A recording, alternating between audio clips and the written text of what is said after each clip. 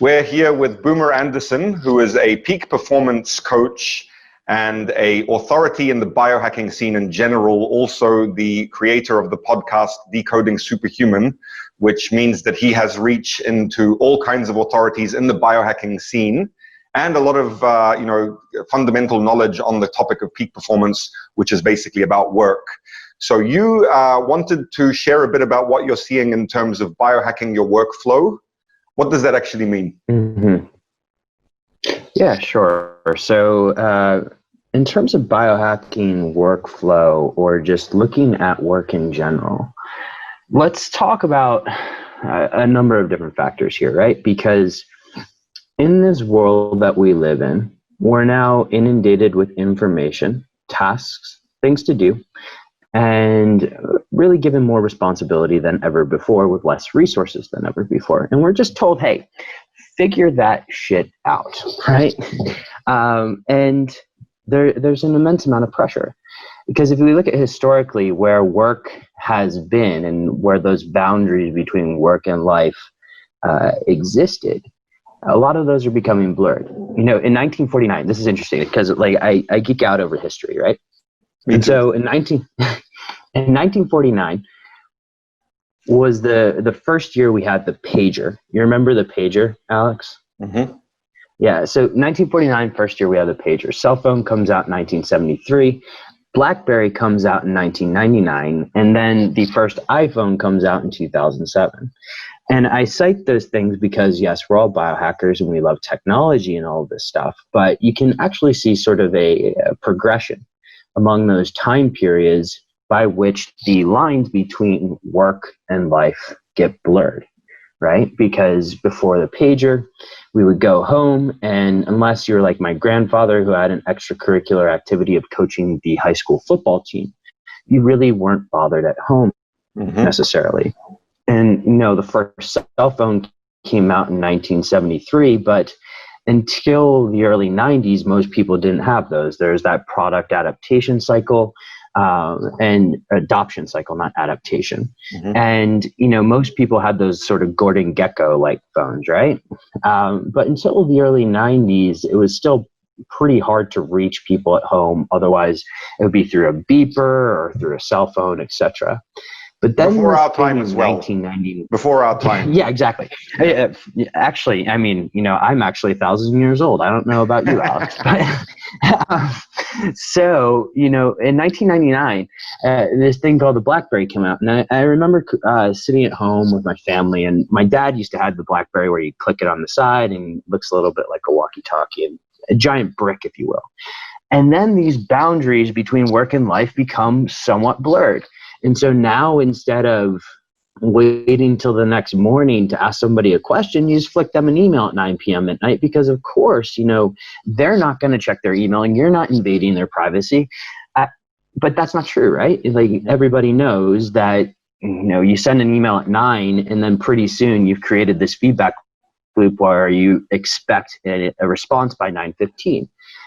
Again, further accelerated by the iPhone in 2007. And now we have, almost all of us have smartphones. Even in places like India, the amount of smartphone use is absolutely absurd, right? Because we can't be separated from our TikTok accounts for too long. I'm not on TikTok, full disclosure. I am a U.S. citizen, so that's a pretty controversial topic. Yeah, I mean, maybe in the near future, right? So we have this blurring between work and life.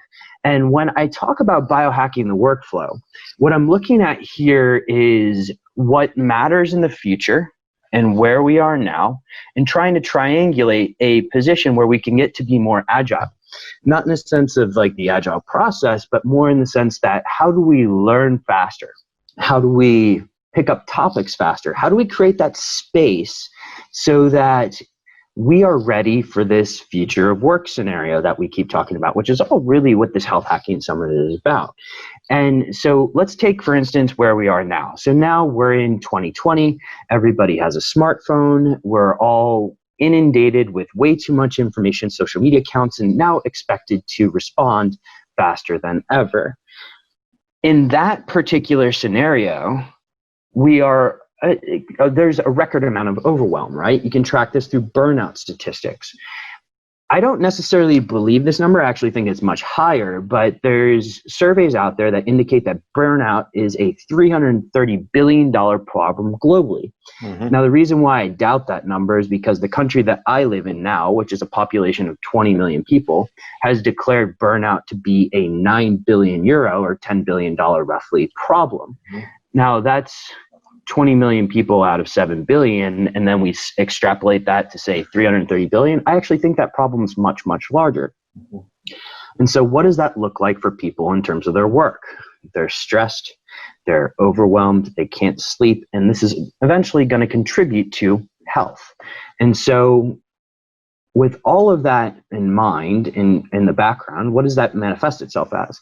You're experiencing overwhelm. In certain jurisdictions like the United States, it's not nice to show overwhelm. I worked both in the United States and in Singapore before moving to the Netherlands. It's not nice to show overwhelm. And so in reality, it manifests itself in your day-to-day life as this thing called bandwidth poverty. And so monetary poverty is, when you have no money. Hopefully nobody listening to this is actually experiencing that. Time poverty is when you have no time. But bandwidth poverty is when we're getting inundated with all this stuff and we have to put out all this really good social media content and make it look like our lives are perfect. But also we have to do all this work and manifest or, create stuff at a faster pace with fewer resources than ever. And as a result, we're experiencing overwhelm. And bandwidth poverty is that sort of narrow focus, that inability to get something done, whereby just the smallest tasks become a big problem for you because you're just overwhelmed in all aspects of your life. Yeah. And that leads to poor decision making. Psychologists study this, right? And bandwidth poverty actually leads to similar decision making patterns as is the case with monetary poverty. I'd give another angle on just for the audience if they're not familiar with bandwidth. Maybe you could also a synonym could be attention poverty. Oh yeah, attention poverty, focus poverty. Those are all very, very good relations. Yeah, sorry, I make the assumption that most people are familiar with bandwidth there. So bandwidth poverty and focus poverty, you just feel inundated, overwhelmed, and we all develop almost ADD-like characteristics, right? Mm-hmm. And so the question then becomes, how do you get over this?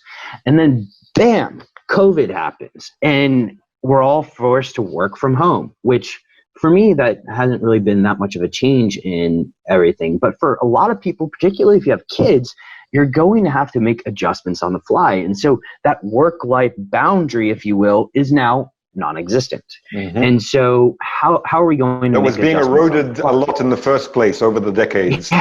Yeah. Exactly, right? And so you had this over the course of decades, it's basically disappeared, and then you just had this battering ram of COVID go through it, and now it's gone, right? And so now we're all experiencing overwhelm because work and life are all intertwined. We have to deal with kids, if you have those. You have to deal with your partner potentially working in the same space you do. And how do you manage that? How do you actually create space? Because everyone is looking to the future and saying, okay, is this all-knowing computational AI going to replace my job? And if it's going to replace my job, I need to be able to create space in order to learn faster, more subjects, in order to really stay relevant. And so you have this existential angst, you have this situational angst, and you have really this angst that's built up over decades, and it's all creating this very, very stressful situation that among some of these people that I talk to, you mentioned earlier that I host a podcast, among some of these authorities that I get to talk to, concerned that we're going to be facing this burnout epidemic on top of the quote unquote pandemic that we're facing right now. And so the question is given all of this information, what can we actually do to make sure that, hey, we're able to get stuff done, but not only are we able to get stuff done, we're able to do it efficiently without overwhelm and create space for us to really, prepare for that potential unknowing future. Singularity. Exactly. And I know you're close to a lot of those people, right? And so, and I think you've had a few of those Singularity University people speak on this health hacking show. And, it's fascinating to talk to them. And I guess Singularity University is just one facet of the idea of the singularity, right? But when people are faced with the idea that a technology is going to replace their job, there's ultimately that existential angst. Mm-hmm. So you've set yourself up very nicely for the next question, which was, okay, so now you've given the macro view, and the question that emerges from that is, what do we do now? So how are you thinking about that? How are you advising your clients? Like if you want, as a peak performance coach, and if you wanted to share your protocols, your workflow for neutralizing the overwhelm or helping people to prosper, etc., how does that look? Yeah. And we can go down a number of different routes here, because there's a few companies that I also work on where we create products which essentially help people adapt to situations like this. But from a practical behavior workflow standpoint, because after all, this is a biohacking work, what does that look like? Well, let's break that down into 3 different categories. And so we can break that down into, how do we create space? So how do I give you that gap that you do not have right now in order to just create some sort of space in your life so that we can work on that learning capacity? How do I create enjoyment in your workflow? Because if you're doing something repetitively every single day, you kind of want to be enjoying it, right? Like, there's no point to being involved in these sort of time sucks, if you will, that also just really remove all energy from your soul. So how do you create enjoyment? And then finally, how do I create time, in the sense that how do we create leverage in your workflow so that maybe you do a certain task, but how do we create leverage so that that task, when you have to do it again, you do it much, much faster, right? And so let's start going down that one vertical of creating space. Yep. So creating space involves looking at just time as a whole. And so when we look at time as a whole, we need to know where time goes. And what's fascinating, Alex, is, and maybe you talk to a lot of these people too, right? Like, how many people do you actually know that track their time?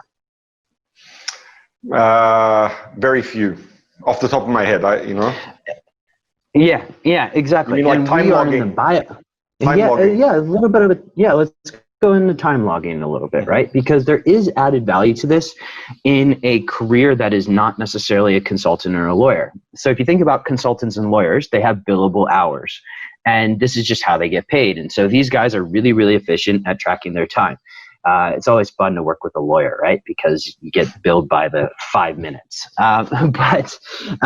So taking from those, if you're lucky, 5 minutes, and if you're lucky, 5 minutes, maybe it's 30 seconds, right? $10,000 for 30 seconds of your time. So what's the first thing that we actually need to do? We need to realize where our time goes. And this can be as simple as taking a spreadsheet and sort of breaking it out into 5 to 15 minute increments. I know there's a woman who wrote a book called 168 Hours, which was just essentially a fancy title for where does your time go? And you can take, and there are some very useful steps in that book, but essentially one of the key takeaways of that book, but also of these consultants and lawyers in the world, is to track where your time goes. Because if I'm going to optimize for time as your peak performance advisor, I need to know where it's going. And that's one of the first steps, I'm guessing, that you do with one of your client engagements, is like you tell them, okay, from today, you're going to start logging every single minute or every single 15-minute block, and you're going to share that with me to review where you've been going. So is that accurate? Yeah. That's pretty accurate. So in my sort of performance advisory practice, I combine both health as well as business, if you will, because I think that one contributes to the other very significantly, and there's a definitive feedback loop, both positive and negatively in both.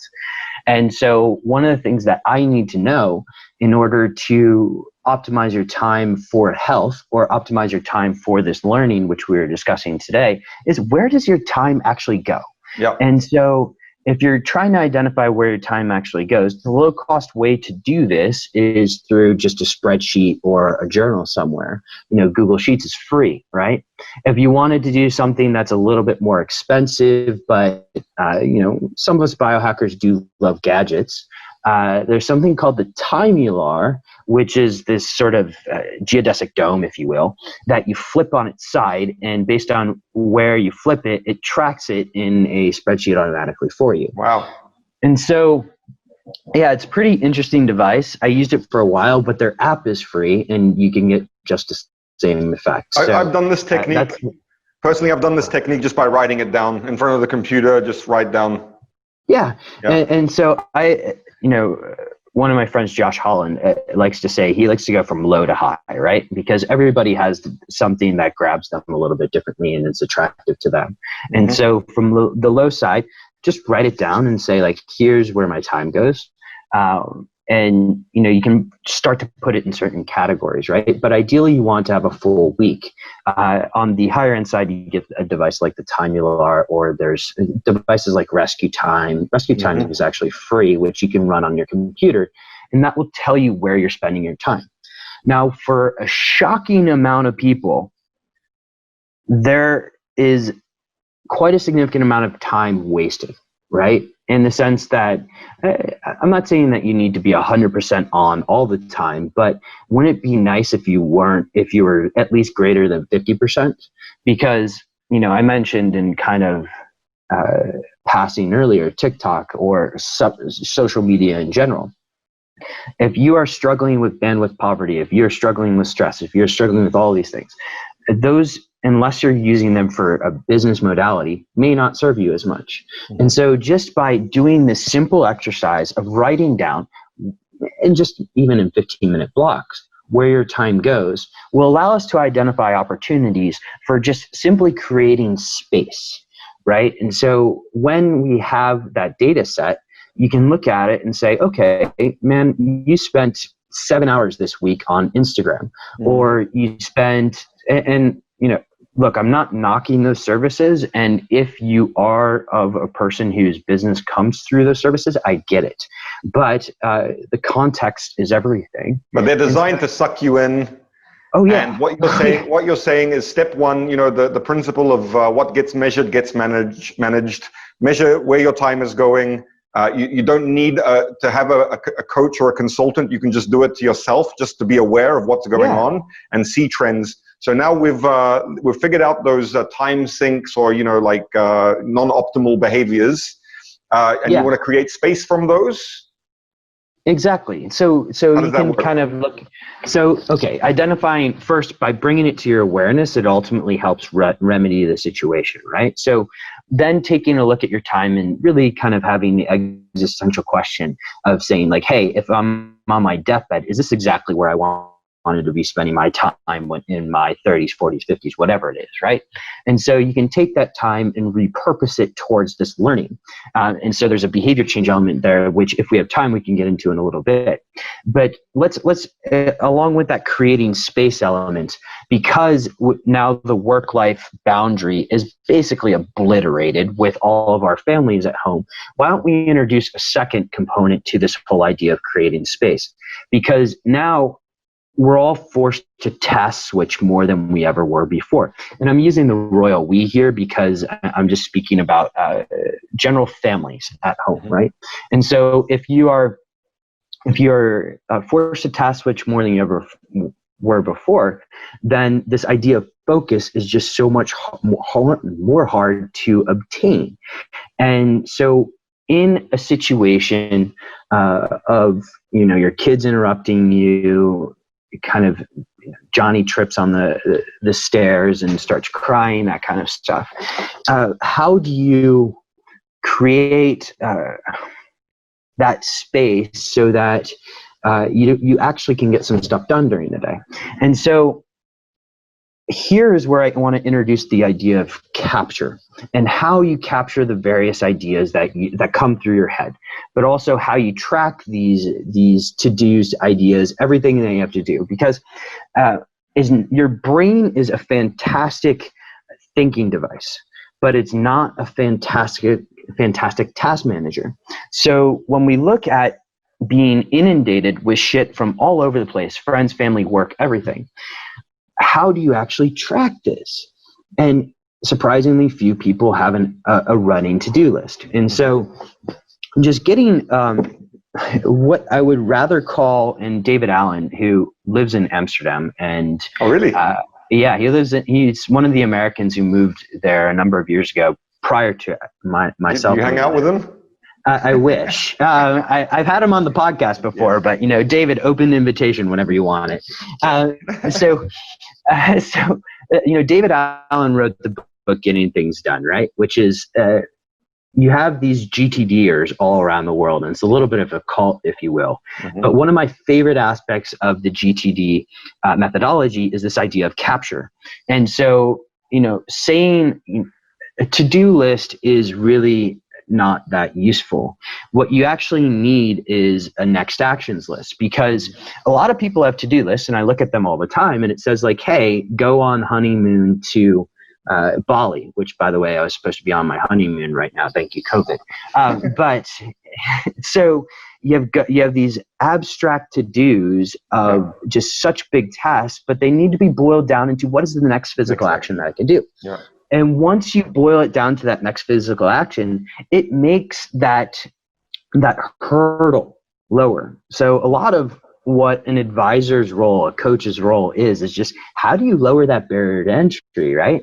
And so a next action list is a free advisor for lowering your barrier to entry to productivity. So rather than, let's say, read War and Peace, why don't you abstract that to saying, okay, go on Amazon Kindle, buy War and Peace, right? Okay. And so that's a task. Yeah. Go ahead. Let's just recap. Okay, so we've gone from the creation. We've gone from the time log. Okay, figuring out where we're at. Then we go to looking for opportunities to create space. Okay, what we are also doing with that space, you mentioned, using the space for learning, and you're also using it for, let's say, task optimization in terms of like revamping the to-do list and the next action list, etc. Is this still part of creation of space? So this is actually creating space because essentially, here's why it creates space, right? So, and thank you for bringing me back on point. So task optimization, or capturing these things as next physical actions. Why does it create space? Because our brains spend time ruminating over all of the shit that we have to do. The open loops. The open loops, if you will. Yeah, using David Allen's terms, right? Yeah. And so, the open loops that are in our brain. So if we take all of these tasks, these abstract things that we have to do, and put them somewhere else, like a to-do list, but reframing them as next actions, now they're no longer in our brain. And so if they're no longer in our brain, amazingly, certain anxieties start to disappear. You start to be able to sleep through the night a little bit better. You start to then be able to perform better. You start to then be able to have this space, if you will, to think, which is what our brains are actually really good at. And so when you have that space to think, to learn, is when we're now able to prepare for this all-knowing computational AI that's coming at some point in the future, but who knows when. And we're able to take that information, or take that space, if you will, and start learning for what could potentially come in the future, stay relevant, and allow us to keep ahead of the curve. Okay. So these two are just very, very, very simplistic things. If people here have seen me speak before, I like to boil it down to simplistic action people can take, right? And so you take these two simple things, and now, holy shit, you have space in your life, and you can start learning more. Okay. And so that's the idea of creating space. Got it. Okay, so thank you for those amazingly, immediately practical tips. Let us jump over to a perhaps more exciting pillar, which was joy. Go. Yeah, joy or an enjoyment, right? And so, like, so I can't, if you hate your job, I'm not sure I can actually help you there. But let's see if we can take those day-to-day tasks and make them a little bit more enjoyable, and also create a little bit more space in doing so. And so I like to borrow from disparate industries, right? Like we already heard about lawyers and consultants earlier when it comes to tracking time. So now let's passport ourselves over into computer programming. And so if you watch a good programmer, and I'm certainly not a good programmer, I'm a mediocre one at best. But if you watch a good programmer work, they can create these amazing structures, programs, websites, etc., in very little time. And part of that reason for doing so is because they're building in components, and they're not building the component from scratch each individual time, right? And so that button in the middle of the page was built by somebody in the past, and so they're copy and pasting code. And so let's take that idea from computer programming. And so computer programming, again, these guys build very, very fast, and they're building very, very complex things. And so rather than looking at a button per se, but let's look at your daily workflow and say, okay, this is something that I either have to do repetitively, or it's something that may be useful in the future. And let's break down your daily workflow, your daily tasks, if you will, into those components.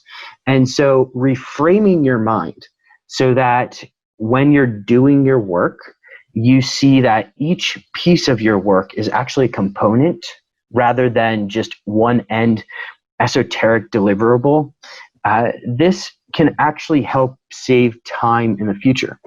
You and I have jammed before about financial models. Well, if you have a really good component to a financial model, that can be used in the future for several different companies. And so just having that base of the financial model will save you time in the future so that you don't have to start with a blank Excel spreadsheet. Said another way, if you have to deliver a TPS report, let's say, using that Office Space analogy. Actually, we don't have to use Office Space, that's fine. But just let's say you have to deliver an annual report. Well, an annual report is built in, they have different sections, right? And so rather than starting with a blank Word document every time, why don't you have the introductory letter from the chairman? Okay, what are the pieces that need to go into that letter? Now, if you have those pieces organized and stored in some place, and I'm going to come to the idea, and remind me, Alex, to come to this, of just personal knowledge management. If you have this stored in some place that is easily recallable, then you can just copy and paste that in the future, and you have now created leverage. You have created that time. You've actually created time there. And so the benefit of this from an enjoyment perspective is realizing that when you're building components, these components can be used evergreen in the future. Okay. And by simply knowing that what I'm working on in this moment can be used evergreen in the future, okay, makes it that much more enjoyable. Thank you. Thank you for linking that back to joy, because I wasn't sure how you were going to pull it off. Well done. Well done. Thank you. Also, I'd like to observe that that process as well is also informed by the time log. Yeah.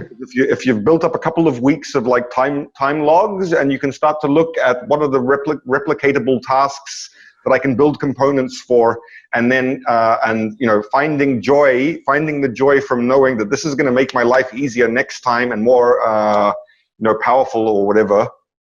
So that's a method for creating a little bit of joy.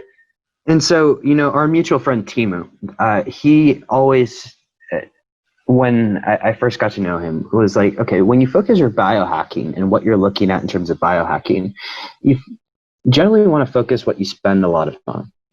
And so by tracking our time, we identify where the opportunities are. And now by doing this exercise that I just proposed here in terms of building in components, we've now brought what is effectively a productivity discussion back into biohacking, because now we're optimizing ourselves in terms of time. And this is where, I always love how he explained it, because you want to focus your biohacks as to where it can save you the most time or where you spend your most time. And this is essentially an elegant biohack to start optimizing time. Now, there was a term there that I mentioned called personal knowledge management. And we've already discussed the idea of a to-do list or a next actions list. But personal knowledge management also involves how you store your stuff. One of the interesting things, and clearly these people haven't worked with or heard of Marie Kondo, but sometimes you end up with these situations where, an individual is not very organized. They have files on their desktop, they have files here, blah, blah, blah, and it just takes forever to find something. And so personal knowledge management is the art of organization of your knowledge, really. And so this idea of creating an enjoyment through component building requires a certain amount of personal knowledge management, meaning you have to organize where the information that you're learning every day is stored.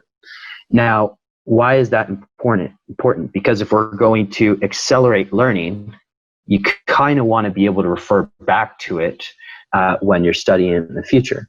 And so this is where tools, there are a number of different tools here, but basically you need some sort of next actions or to-do list. You need some sort of area where you take notes and can clip notes from the internet. And here you can use anything from OneNote to Notion, who just raised a bunch of money recently, to classically. I'm a Notion guy. You're a Notion guy. From this year.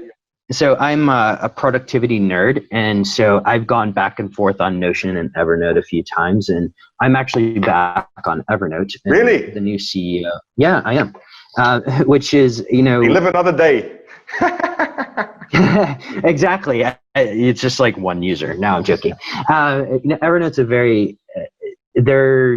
they're making a lot of changes within the company. And so because I kind of grew up on Evernote, I came back to them because it was easier for my own personal knowledge management. Now, the operative word here is personal. And so you use Notion, I use Evernote. There's probably people listening to this that use OneNote, and OneNote happens to be easier if your use OneNote on Microsoft Office. I use OneNote for my personal stuff. I've ditched Evernote about a couple of years ago. Switched over to OneNote for my personal stuff, mainly because of the pen functionality. Mm-hmm. And then for teamwork, Notion is, Notion has replaced Trello, it's replaced Asana, etc. Also for knowledge management. Everyone who's watching, I encourage you to check Notion out because, it's kind of like from my side, it's a leapfrog on the other ones. The other ones use the notes paradigm, the page paradigm. Notion is like, it replicates all forms of data process flow, in a very modern way. You can have the card view, you can have the flow view, you can embed objects, etc. It's really a new paradigm. That's what I felt. Yeah, and just look, Notion, I am not knocking Notion. It's just within my own workflow. I think Evernote works better for me because I'm running a lot of automations in the background, and so that requires an API. With your teams as well, with colleagues? Yeah, on occasion. So, nice. Evernote, to be fair, is mainly used for my podcast business and my consulting, certain aspects of my consulting business. Mm-hmm. Now, on some of the other entities that we can get into that I work with, that's much more of either a Google or Microsoft base, and then therefore, you may have abstract that there are certain other softwares that I can use. You got to be agile. But okay. Yeah, exactly. You got to bounce back and forth. Look! The lines are off gone. Topic. We're on Joy. Yep. Do you want to wrap up Joy and move on to the last one, or? Yeah. So just the third component of personal knowledge management is where do you store your files? And so storing your files could be Google Drive, it can be OneDrive, it can be whatever drive you want to use. But the point is you need to have some sort of file storage place, and that place needs to be organized. So let's then go into the idea of time and leverage. So we've kind of laid some pillars here, and they almost set up each other in terms of progress. And so if you're going to go through this by yourself, you probably want to start at the beginning and get everything out of your brain. And then you want to start by practicing this idea, because it does take a little while to get used to of building in components. You want to organize your knowledge management system. And then, so how do we just amplify, create time, create leverage, all that stuff, right? And so this is where documentation of processes come in place, because, this actually came from a friend of mine who's an entrepreneur, but it dovetailed well with something that I was told when I was younger. It's like, if you want to be promoted, you need to find someone to replace yourself. And so, the idea there is, how do I outsource myself, or how do I lever myself very quickly? And so documenting processes is very helpful. Conceptually, this looks a lot like a playbook, because, hey, I'm an athlete. And so, growing up, I played football, played ice hockey, played lacrosse, and there was always plays, and you had something called a playbook. Well, if you think about what a play is, fundamentally, it's just a routine run over and over again. And, you had Edward on to talk about morning routines, and you had a few other people. I'm sure people will bring up routines over the course of this event. And so documenting our work routines is a very useful exercise. Now, why is that a useful exercise? One, you ensure that you're delivering a very similar result each time, and that result can be improved over time. But two, you can also outsource it. And so you can outsource it to somebody, perhaps another colleague. You can outsource it to perhaps somebody who lives in a jurisdiction that is cheaper than yours. Go ahead. Well, I really like how you've flipped the outsourcing yourself conundrum, because the first reaction of someone when you talk to them about outsourcing themselves, replacing themselves, is, well, then I'm redundant. But you're actually using it as a mechanism to go up in the corporate ladder or in the career world. Absolutely. And I think there's almost a mindset around that, right? And so if you have and Carol Dweck wrote the book about this, right? So growth mindset versus scarcity mindset. And so if you have more of a growth mindset, and you kind of set up your position so that you can have somebody else do that, that gives you time to stay ahead of the curve, right? Coming back to that fundamental currency that we cannot create more of, but we're creating more of it here, interestingly enough, is time. And so you're creating more space, enjoyment, and time through this process. But by having everything documented and then being able to delegate or to outsource to someone, that allows you to have that space, enjoyment, and time for something that is practically more useful in your life.